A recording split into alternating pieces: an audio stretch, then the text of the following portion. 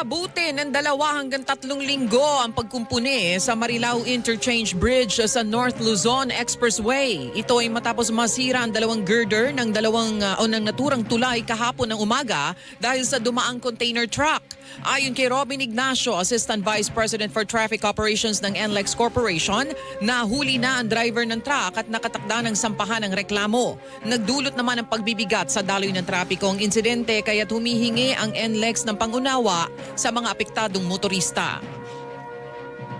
Kagad-agad din po kami nakapag-dispatch ng aming mga engineers. Kasama na po actually yung aming contractor na gagawa para ma-assess po yung bridge at assessment nga po nila ay aabutin po ito ng 2 to 3 weeks po yung pag-repair natin. Ang tinig ni Robin Ignacio, Assistant Vice President for Traffic Operations ng NLEX Corporation. Ayon kay Ignacio, nasugatan ang babaeng pasahero ng truck matapos itong lumusot